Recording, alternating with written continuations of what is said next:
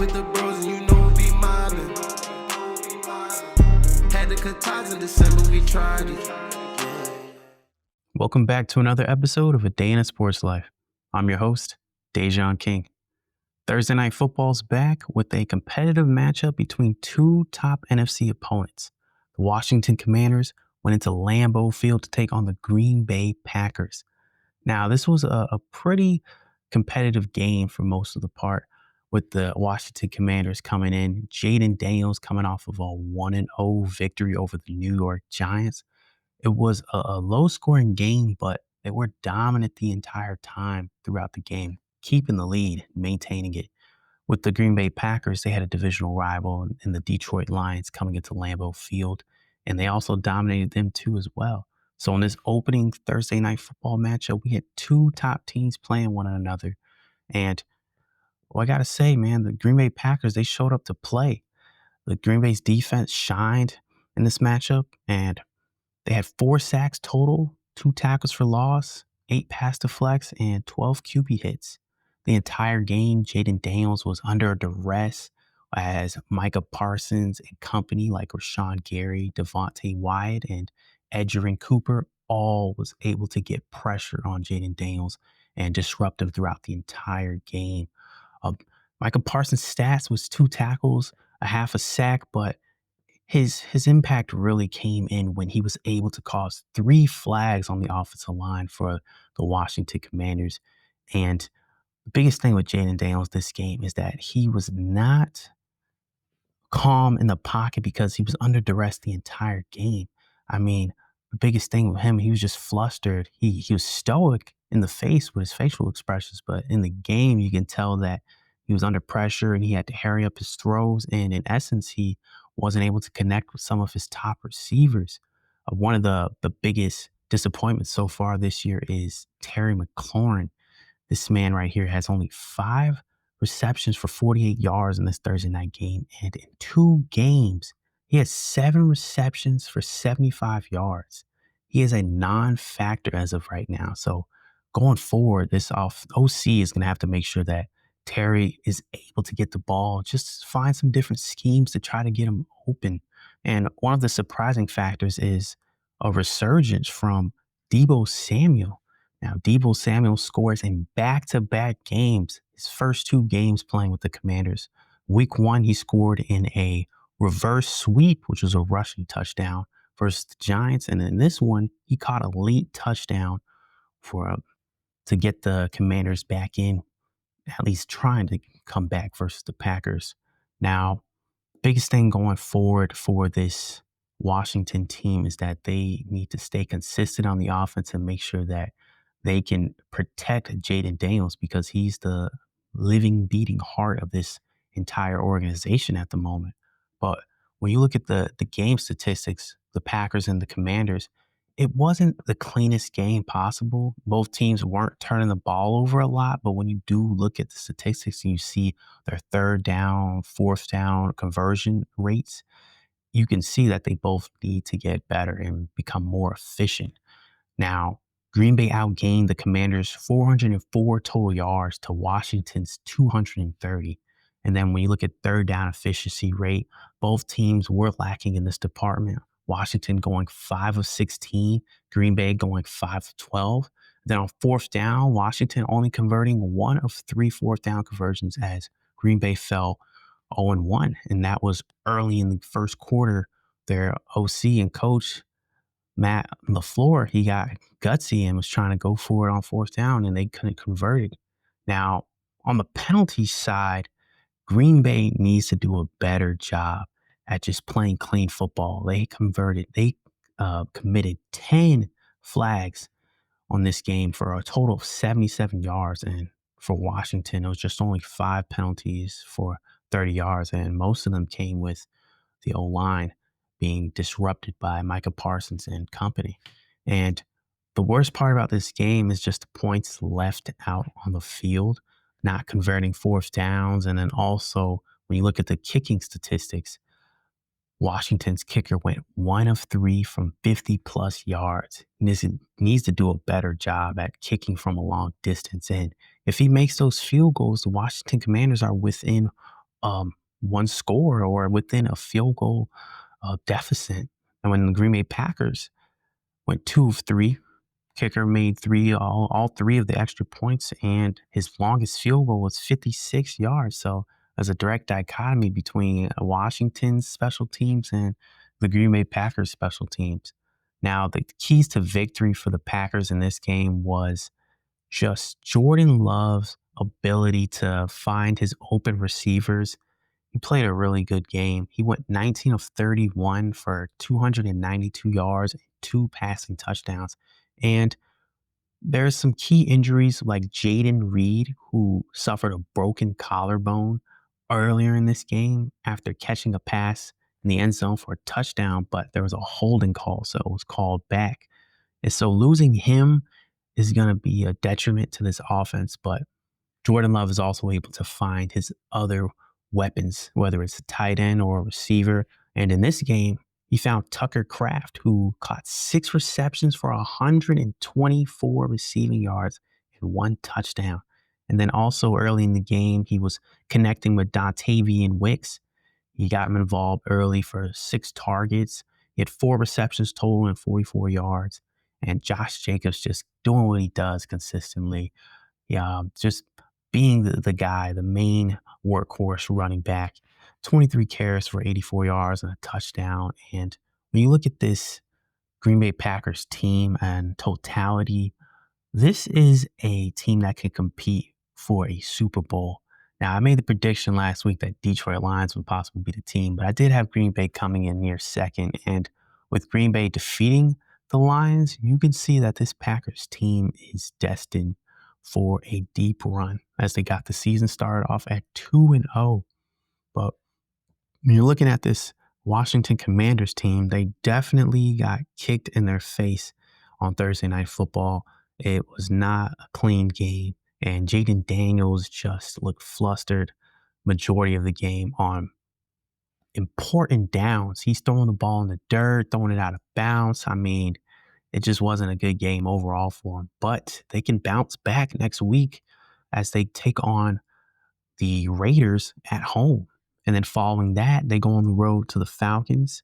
And then after that, they have a Week 5 matchup versus the Chargers. Now, for the Green Bay Packers, they have a big test coming up, but it all starts off with the Browns on the road, which I think they should get the win and go to 3-0. But Week 4, they have a Sunday Night Football matchup taking on the Dallas Cowboys in A&T Stadium. So this will be Micah Parsons' return back to his former team, playing against them for the first time. This is going to be cinema. So if you're awake on Sunday Night Football Week 4, just stay tuned because that's going to be a really good game. But overall, the Packers are headed in the right direction, starting the season off 2-0.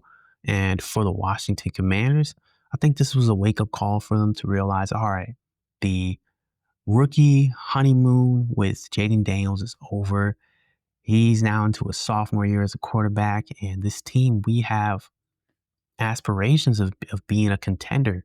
So they have to utilize this loss and to work on the things that they do better, which is just cleaning up their third down efficiency rate, and then also doing a better job on special teams, converting field goals, but also converting earlier on down so that you're not kicking from 50 plus. 3 50-plus yard field goals, that's still hard, even though kickers are making 60 plus now. But it's not a bad start for Washington as they are 1-1, and they have a pretty decent matchup coming up, multiple matchups. So if they want to stay afloat, they're going to have to go into the fray and battle it out with the Raiders, Falcons, and Chargers. But not a bad start for both teams so far. Now, following the NFL Week 1 opening weekend, there were some winners and losers. Now, my winners, the first team that I have on the list is the Packers. I think right now the Packers starting off 2-0. They changed the trajectory of their season by signing Micah Parsons just a week prior to the season beginning. That has been a significant addition to this team, and he's proved to be a huge asset for this defense.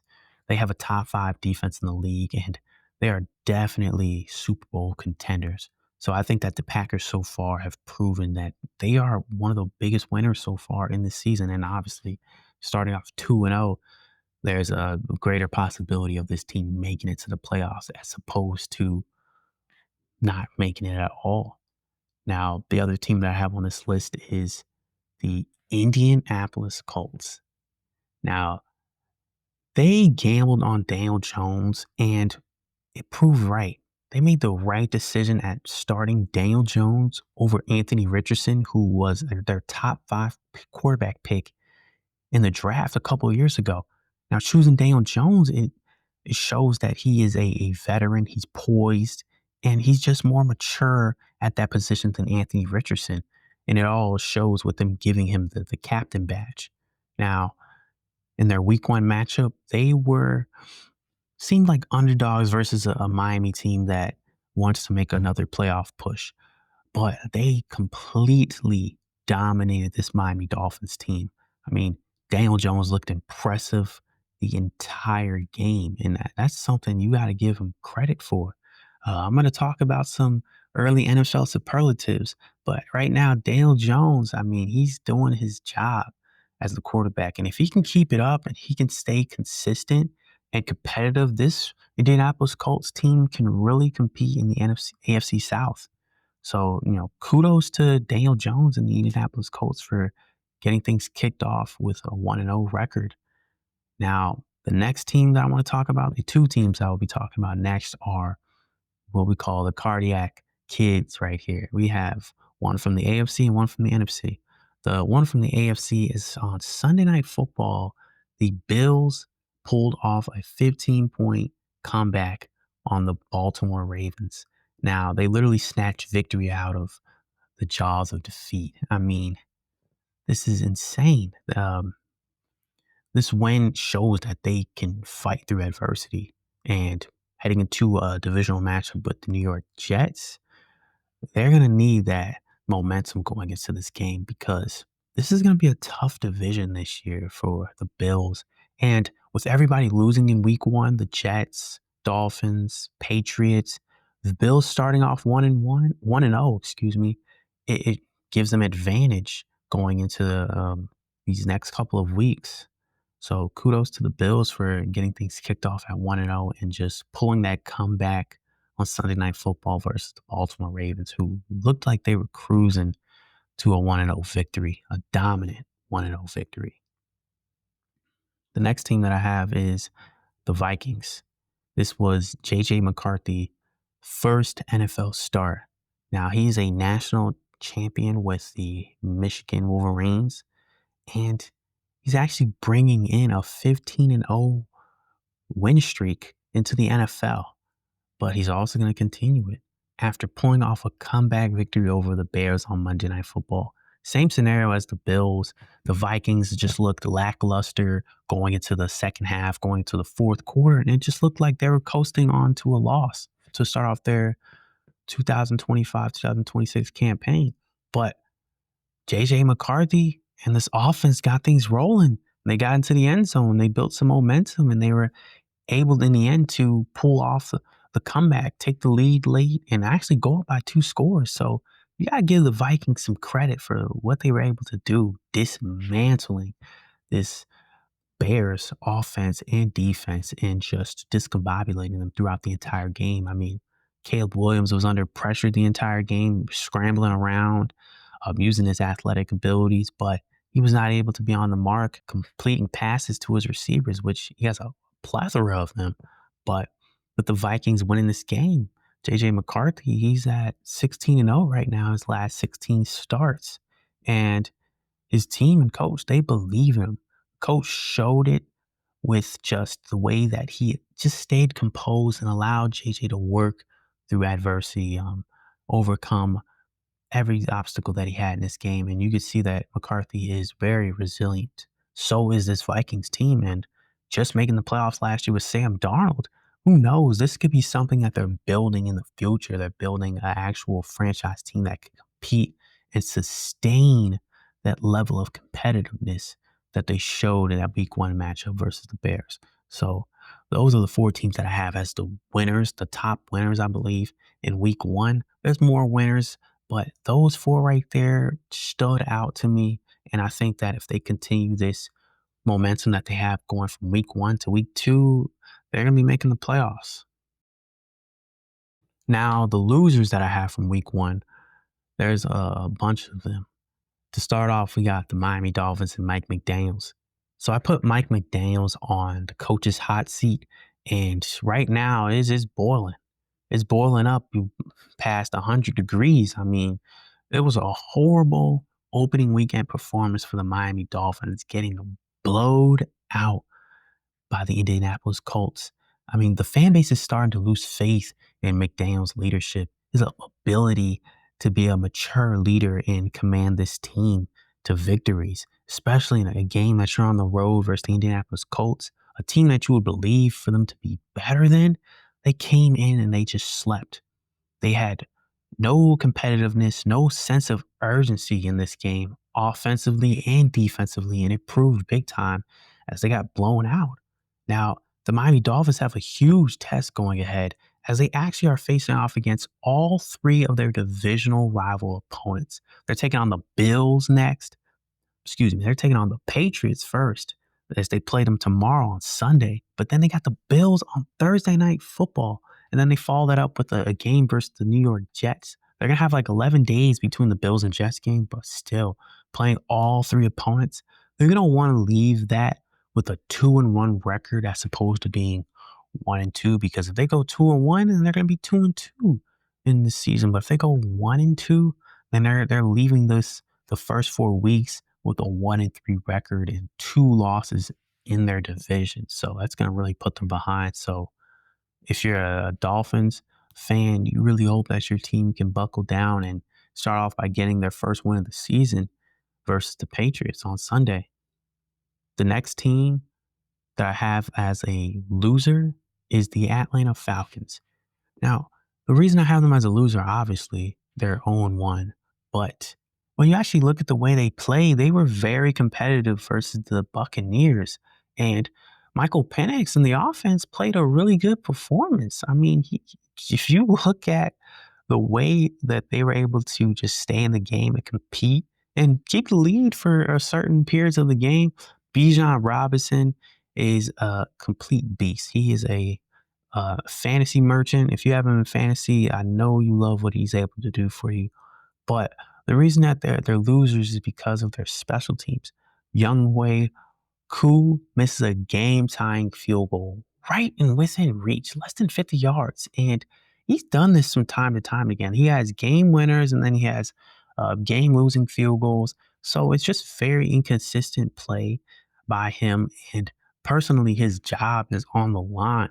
And potentially this might be his last season with the Atlanta Falcons. So we're going to see what this Falcons team can do. That's just a gut-wrenching loss to the Buccaneers to open up the season, especially at home after mustering up a really great final drive to try to tie the game or take the lead to win it, and losing that way. I know that just is very alarming for this team, and it just sucks. And so I personally think that he needs to step it up if you're going to be their long-term kicker going forward, as you have already been. You know, he has to stop being inconsistent and make those clutch field goals, especially when it's within range, when he's been kicking 50 plus yards to win games. So you have to kick those 40 yards to tie it up and give your team a chance to win. Now they have a huge test ahead as they take on the Vikings on Sunday Night Football tomorrow, and they just can't afford to start 0-2. Next team that we have is the Baltimore Ravens and Derrick Henry. Derrick Henry ruined an incredibly dominant rushing performance with a costly fumble late in the fourth quarter. Now, he had 18 rushing attempts for 169 yards and 2 touchdowns, but that one rushing attempt where he fumbled the ball opened the gate for the Buffalo Bills to come back and pull off the win. And it's just unfortunate for Lamar Jackson. The reason why I say this is because every time Lamar Jackson is able to put up a astonishing performance, his team just out of nowhere, just they always make mistakes. And overall, it makes him look bad because it's another loss for him. You start to um, not be able to differentiate between Lamar Jackson and the team, who's the reason that they're losing, and then just bad mojo overall for the Baltimore Ravens. Lamar Jackson, time and time again, is just being consistent, not turning the ball over, making the right plays, and just trusting the OC with the calls that he's making. But it's his players around him that's not able to actually elevate him to these wins, elevate him to getting to different rounds in the playoffs. And tonight, well, last Sunday, it just proved again a player that he trusts in the backfield. Derrick Henry just making a costly mistake. And it hindered the success for this team, and they ultimately lost. So that's unfortunate for them. And they blew a 15-point lead in the fourth quarter. Baltimore, I think they're going to look to get back on top with a week 2 victory over the Browns. But we'll see. And that's just a horrible way to lose in week 1. Now, another team that blew another lead is the Chicago Bears on Monday Night Football. They blew a 2-score lead and they lost to a division rival. That's unfortunate. And for Caleb Williams, he just has to do a better job at staying composed in the pocket. He has to figure out ways to maintain lead, to sustain drives, and to continue to get points on the board. And the biggest thing with this team is that you got to know when it's best to kick the field goal and when it's best to go for it. And in certain scenarios early in the game, when they're up 7-0, they don't elect to kick the field goal and go for it on 4th down, and they don't convert. And it's just points left out on the field. Now, when you do look at their kicker, he did miss a costly field goal in the fourth quarter, but you got to trust him in those positions when he's within range, within 40 yards, 30 yards. You have to trust your kicker to make those plays. And for the Bears, they start off the season 0-1, and now it's going to be hard for them to avoid going 0-2 as they take on the Detroit Lions on Sunday. So good luck to them. But I don't think it's going to be a great first month for the Bears, and they're going to have to stay resilient, overcome adversity, and just try to be ambitious. But we'll see. The last team that I have on this list is the New York Giants and Brian Dable. I mean, it's disappointing to watch this team play. More, it's disappointing to watch this team not score any points. They can't score touchdowns. They can't convert in the red zone. We're talking 2 red zone opportunities within the 5-yard line, 2 different quarters. And that's 7 points right there each. That's 14 points total, and possibly the ceiling is 16 points if you go for 2-point conversions. Watching this team not convert on 4th down twice actually, and just only settle for 3 points on one of them. It's just horrible. It's dysfunctional when it comes to this play calling and just the way they play. It all starts with the offensive line, and then it trickles down to the play calling as well. But this offensive line is atrocious. I mean, Russell Wilson is scrambling around for his life all game. Even though he had 44 rushing yards and only was sacked 2 times, it's about the pressures. It's about the way he's speeding up his progression and not making the right throws and the right reads. And it proved detrimental in this 21-6 loss to the Commanders. And this is the 3rd season opener that the New York Giants have not scored a touchdown. And they've scored less than 6 points. So that's bad for them, man. This is a dysfunctional team. And in the 4th year for Brian Dable, he's 1-3 in his week 1 openers. This is bad for the New York Giants overall, and this might speed up Brian Dable's decision to start Jackson Dart sooner than later. And if he does it, I mean, who knows if Jackson Dart's not even ready to start. But overall, it's just unfortunate that the New York Giants find themselves in this position once again. And it just seems like it's an every year thing. It doesn't matter who's the head coach. It doesn't matter who's the quarterback. And the biggest thing is that they just are not able to fix the O-line. They have to fix the O-line if they want to be able to be consistent on the offensive side and be efficient, but they can't. And that's what they have to do. Be with the bros and you know we be mobbing. Had to cut ties in December, we tried it. Now for the NFL injury updates going into week 2. Some of these top teams are going to be missing some of their key players. Start off with the 49ers. They're going to be missing Brock Purdy and George Kittle in their week 2 matchup on the road versus the Saints. Brock Purdy is dealing with a toe injury. So still, we don't know what's the timetable of his return, but we do know Sam Darnold will be getting the start in week 2 versus the Saints. They'll also be missing their star tight end, George Kittle, as he's been placed on injury reserve with a hamstring injury. So he'll be out for more than at least 4 weeks before we see Kittle return. The Ravens are also still out. Isaiah Likely, as he's been ruled out for Sunday's matchup with the Browns. The Bills are also out on some of their top defensive players. Ed Oliver being the first one added to the injury wire, as he's out with a foot injury. He'll not play versus the Jets. And they're still missing their first-round pick, Maxwell Hairston, as he's on injury reserve right now, and he's expected to make a return around October 5th. Now their starting cornerback, Teron Johnson, is also questionable with a quadricep injury, and he's possibly expected to play, but most likely he's not. We'll see, he's a game time decision. The Browns are still waiting to see if Junkins can make his NFL debut. He is questionable at the moment, and currently the Browns are starting to roam Ford, who is not a consistent back, but we'll see if he can make some improvements in this week 2 matchup versus a pretty stout Baltimore Ravens defense. A new player added to the injury list is the Dallas Cowboys cornerback Deron Bland.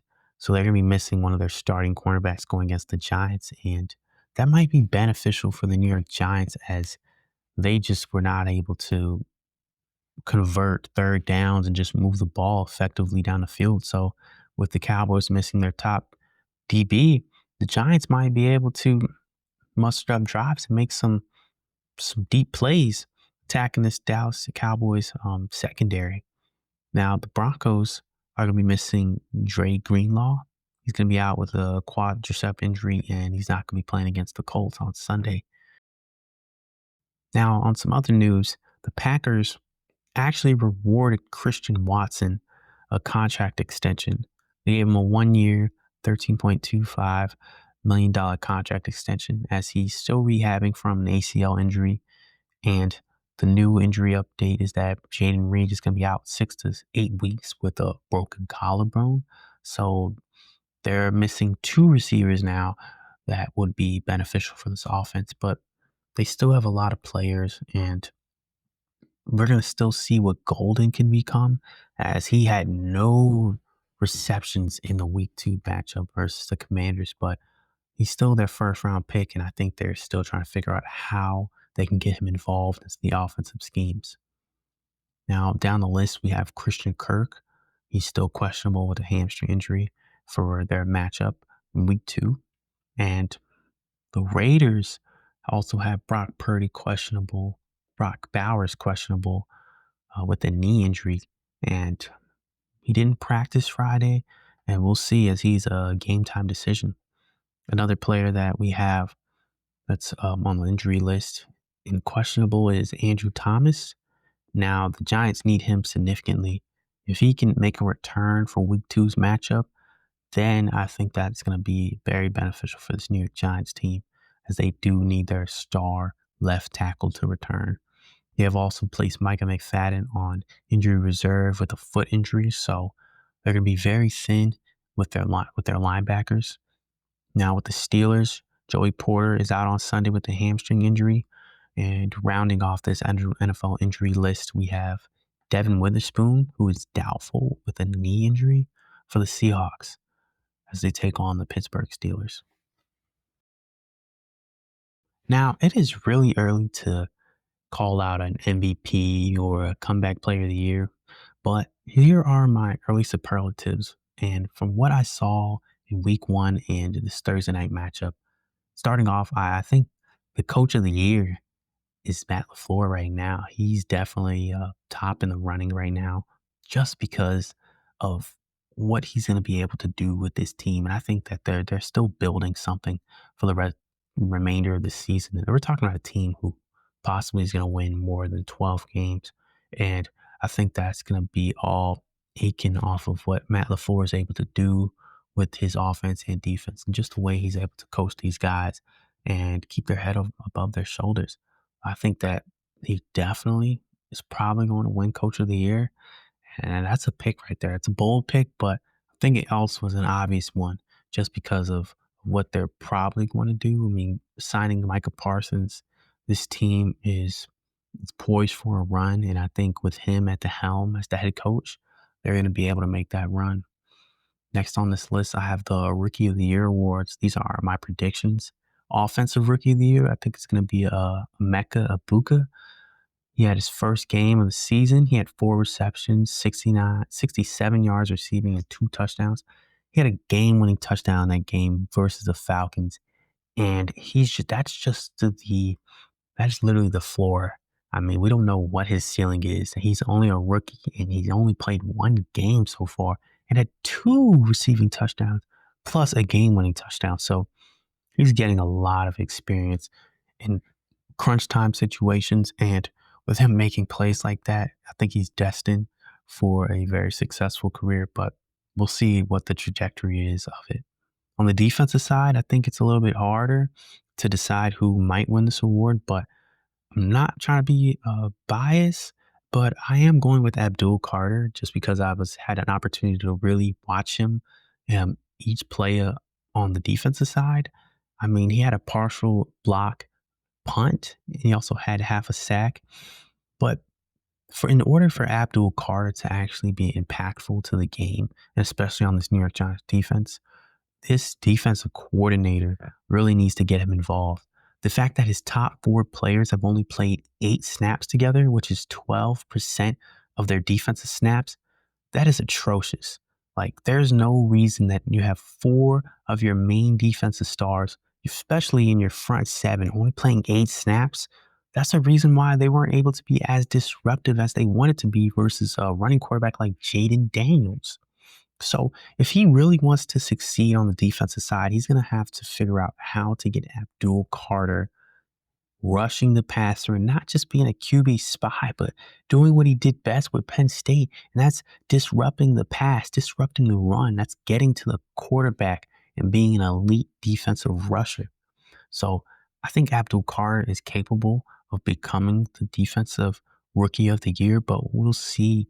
And because it's all based upon what this defensive coordinator can do to actually get him involved in the right schemes to get him to the quarterback and make plays.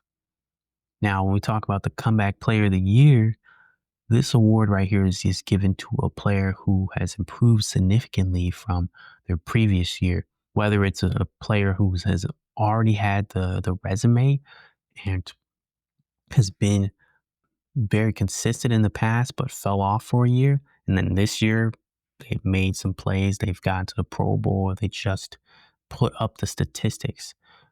The players that I have on this list, I have Daniel Jones, Justin Fields, and Dak Prescott, all 3 quarterbacks who I think are going to improve significantly this year, with Daniel Jones going to the Indianapolis Colts. He had his entire career playing for the New York Giants, took him to a playoffs, won a playoff game, but ultimately fell out with that team because he wasn't able to get them to win as much as they wanted to. And really, he was just a scapegoat, hiding all of the other flaws that this New York Giants team had. But when you put him on a team that actually has an offensive line, Daniel Jones can produce and he can be efficient. He went 22 of 29 for 272 yards and a touchdown. And on the ground, he had 7 carries for 26 yards and 2 touchdowns versus the Miami Dolphins defense. Now, he needs to stay consistent and healthy in order to actually get this Indianapolis Colts team to the playoffs. But the way he started off in week 1, I really believe that Daniel Jones can do it. I'm very optimistic about it. And I think that he's in the running for a comeback player of the year award. Next on the list, we have Justin Fields. This guy right here, he went to Pittsburgh Steelers last year. He got the start for the first month and a half of the season, but once Russell Wilson got healthy, they threw him right in there, and Russell Wilson got most of the credit for taking him to the playoffs. But it all started with Justin Fields and what he was able to do. Now, the biggest difference between Justin Fields last year or just every season prior to joining the New York Jets is that in the Jets game versus the Steelers, he actually was reading the field. He actually was very decisive and telescopic with the ball and just the way he was able to deliver it and find his receivers. That's one thing about Justin Fields that he lacked in the past. He was more of an athletic threat, a dual threat quarterback, but better on the run as opposed to passing the ball. But last Sunday, he showed that he can do both and he can actually be very productive in both sides, either running or passing. He went for 218 yards and a touchdown. He found his guy, Garrett Wilson, but also the bootleg. I mean, it was just nasty. And you can see that he has a lot of confidence in himself. He has the aura wearing this Jets uniform. And it sucks that they lost the way they did. But I think that he's going to be able to get this team to win games that they possibly shouldn't. And he's going to make them very competitive going into the season. So if he can stay consistent, I think Justin Fields can be the comeback player of the year, or who knows, he can actually get a Pro Bowl. The next player I have is Dak Prescott. I was very impressed with what I saw opening night. Like I said in my last video, I really thought Dak Prescott was very decisive with the ball and just very calm in the pocket, even with the amount of pressure that the Philadelphia Eagles were trying to get on him. They weren't really able to sack him, but it's because Dak Prescott was able to evade the pressure and get out of the pocket and make those throws to CeeDee Lamb, to George Pickens, to Jake Ferguson. He was able to make those throws down the field, and that's just built off of his competitiveness and his ability to play under pressure. And he only went 21 of 34, 188 yards. But like I said, he was very composed and decisive in the pocket. And all he needs to do now is just win. If he can get this team to win games, then he's definitely on the running for making a comeback player of the year campaign. And also, they have a game going against the New York Giants. So that's the best opportunity for him to actually get his first win of the season. Now, for the last award, I have is the MVP race. I have 3 quarterbacks on this race right now, 2 from the NFC and 1 from the AFC. The first quarterback I want to talk about is Jalen Hurts. I think this is the time that we can actually give him his credit. He's already a Super Bowl champion now. He's going into his second year where the lights are going to be on him. Is he able to get this team back to the playoffs and get this team back to their second Super Bowl back-to-back? And this will be his third Super Bowl with the Eagles. He's already 1-1, and both played against the Kansas City Chiefs, who are the new dynasty in the NFL. And in week 1, I felt like he was that offensive fuel that won this team that game with his legs. On huge third down conversions, man invaded the pocket and scored 2 touchdowns, which looked pretty good. He went 14 carries, 62 yards, 2 touchdowns, and through the air, he went 19 of 23 for 152 passing yards. That's not a lot of passing yards, but only 4 incompletions. That is very impressive for Jalen Hurts. And I truly think that he has an opportunity to put up an MVP campaign, but it's going to all continue in their Sunday matchup versus the Kansas City Chiefs. So we'll see if Jalen Hurts is able to actually get this team to the postseason again and win this division. The NFC East hasn't seen a back-to-back divisional champion in over 20 years. So is this the first time that the Philadelphia Eagles go back-to-back and the first time that a team goes back-to-back in this division in a while? We'll see. It's all going to be based on and predicated if Jalen Hurts is able to get this team there. Next on the list, I have the reigning MVP champion, who is Josh Allen. In his opening weekend game versus the Ravens, he went 33 of 46 for 394 yards and 2 touchdowns. And on the ground, he had 30 yards rushing and 2 touchdowns. 4 total touchdowns by this quarterback. He is already opening up his MVP campaign, throwing for the most yards in week 1 and the most touchdowns by a quarterback. I mean, you have to give him his credit in just the way that he was able to play from down in the fourth quarter and just willed his team to that victory. And this might be an opportunity for him to go back to back like Aaron Rodgers and win MVP. But we'll see. We'll definitely see how everything pans out for this Buffalo Bills team, just because that is a very competitive AFC. There's a lot of teams in there that are trying to win. So he's going to have a tough road ahead. And he has a pretty tough matchup on Sunday versus the New York Jets, where it might actually be a scoring fest. But we'll see. Now, the next quarterback I have, I think everything is just all based on this Green Bay Packers team. There's just so much positives on this team. And one of the biggest positives is their quarterback, Jordan Love. So far this season, just 2 games. He has no turnovers so far. He went 35 of 53, 480 yards passing, 2 touchdowns, and 2 touchdowns on the ground. This guy right here, 6 total touchdowns. Oh, excuse me. The last quarterback I want to talk about is Jordan Love. And I think this is just based on this Green Bay Packers team and how they're built. They have a lot of positives on the offense and defensive side and in the coaching staff with Matt LaFleur leading this team. But when you look at Jordan Love and what he's been able to do this year, he's been very accurate, very consistent. He's 35 of 53 for 480 yards and 4 touchdowns. And he hasn't really done too much with his legs, but it's just the fact that he's able to protect the ball, not turn it over. And he has very impressive wins over 2 top contenders in the NFC, whether it's the Lions or the Commanders. And going forward, this team is going to have some very competitive matches. But I think with Jordan Love at the helm, I think that they're able to win a lot. So he's also in my MVP race. Those are the 3 quarterbacks I have. Those are my early superlatives. And if I'm right on one of these guys, just know I'm the guru. I might be have clairvoyancy. We'll see. To round things out, I want to give you my week 2 picks. Now, these are for the games that are on Sunday and Monday Night Football. This Monday Night Football, we actually have a double header. We have a game early in the evening time, and then we also have a 10 p.m. late game, which will be a 7 p.m. Pacific time game. But let's go through the picks. It's going to be quick. And last week, I actually went 8-6 with the picks I made on film, but overall I'm 10-6 with the picks. So let's see if these picks go through and I'm actually correct. Starting off on our 1 p.m. slate on Sunday, I have the Bengals over the Jaguars. I have the Giants upsetting the Dallas Cowboys.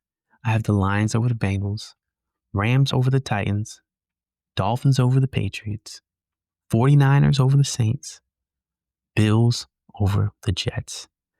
And I also have I have the Steelers over the Seahawks, Ravens over the Browns, Broncos over the Colts, Cardinals over the Panthers. And then we go into our 4 o'clock slate. I have the Chiefs over the Eagles. In Sunday Night Football, I have the Vikings over the Falcons. And then Monday night, I have the Texans defeating the Buccaneers and the Chargers defeating the division rival, the Raiders. Those are my week 2 picks. And I hope that this week 2 is good to everyone's team. And I hope that the New York Giants can get a win over the Cowboys. Try not to be biased, but I am very optimistic about this team. And I think that they can get back on track and win in week 2. But we'll see. This week 2 had a lot of competitive matchups. A lot of storylines are still developing. And we'll see what happens going forward with this NFL season because it looks very enticing. And I think we're going to be getting 2 new Super Bowl matchups this year. But we'll see going forward. This is A Day in a Sports Life. And I'm your host, Dejan King.